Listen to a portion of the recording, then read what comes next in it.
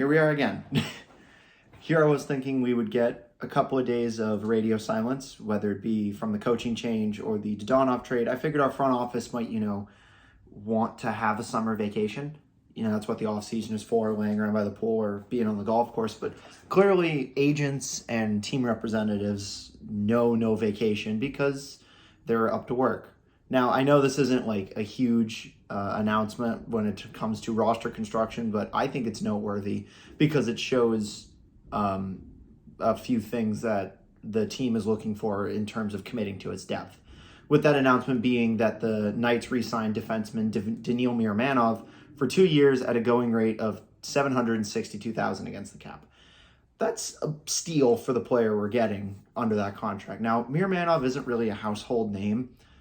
He's a household name in my household because he's an incredible player and he's just humongous. He looks like he killed bears for fun back when he was a kid. So he's got that going for him. At standing at way over 6 feet, he's arguably one of the biggest hockey players I've ever had the opportunity to see. So he's an interesting player with an interesting skill set and an interesting backstory. What makes this contract so interesting is that it's actually cheaper than the deal he was on last season to the tune of $80K against the cap cheaper.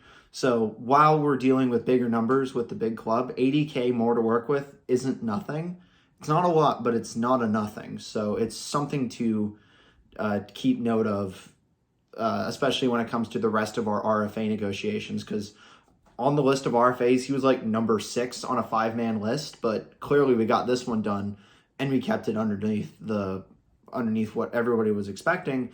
So maybe that's a step in the positive direction for what we can expect with the rest of our RFAs. Now, Miromanov had a rather productive and exceptionally solid year last year. Sure, he was one of the players that bounced around from the NHL and the AHL a lot due to injuries on the blue line, getting himself into 11 games at the NHL level with the big club, registering 1 assist, but not really looking like a liability the entire time. He towed his weight on the minimal amount of time he spent on the ice. I remember watching those games, keeping my fingers crossed that he'd get his first goal because I would love to see that celebration, especially because it's fun to watch a player score his first goal, particularly a guy who stands well over 6 feet tall. The jumping for joy, I sure would have been a sight for... Lord only knows what it would have been a sight for, but it would have been a good time. Really what warranted him getting this contract extension was the numbers he put up with the Henderson Silver Knights of the AHL. In his 50 games he played with Henderson, spread out over the entire season, he never played more than 20 straight games.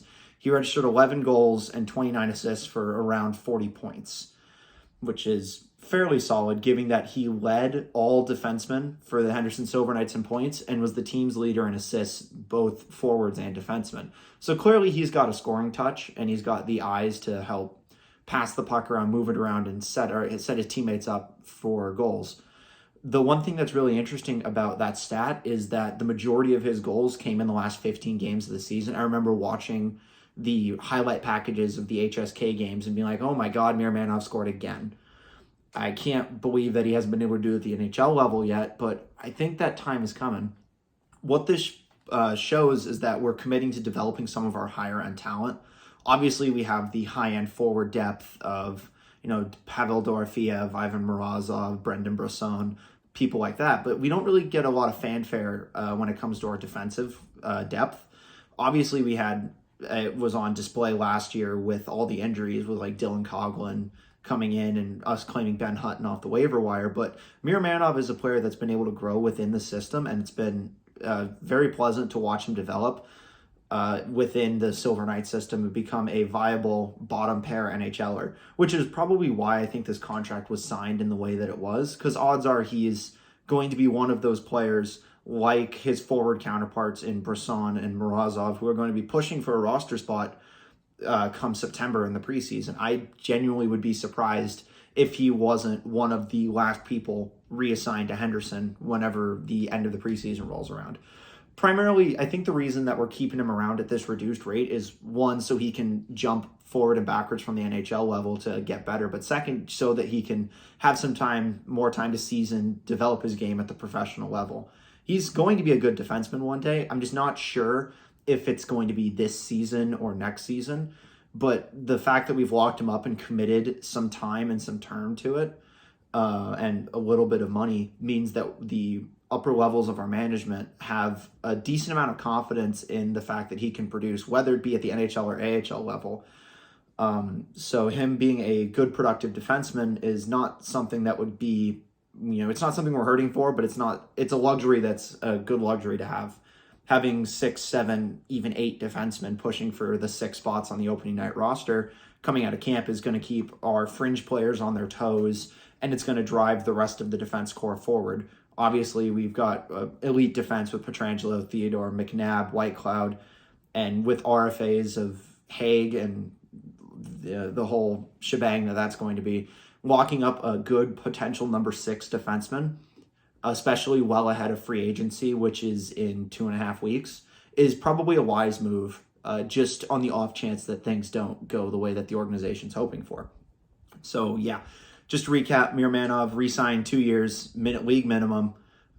Great deal for the team, great deal for the player, and I'm really excited to see what he's able to put up over the course of the next 2 seasons, whether that be at the NHL level or the AHL level. He's just going to keep getting better, which is exactly what you want out of a player who we kind of fell backwards into. So yeah, obviously there's going to be more contract extensions and stuff signed in the next couple of weeks, and I'll probably be able to get those videos out day of, but I was just incredibly busy yesterday, so I wasn't able to sit down and record and do all the stuff I have to do to produce these medium quality videos for you guys. So odds are, I'll try and get my schedule a little bit better, try and be on the front foot of the breaking news instead of the day after. So you guys have my word on that one. I'll try and get better. But just wanted to get this one out there, even though it's small potatoes by comparison to what could and likely is coming down the pipeline later this week and next week. It's just good to start knowing what our roster is going to look like, even if it is just at the AHL level. So yeah, I'll see you guys in the next one.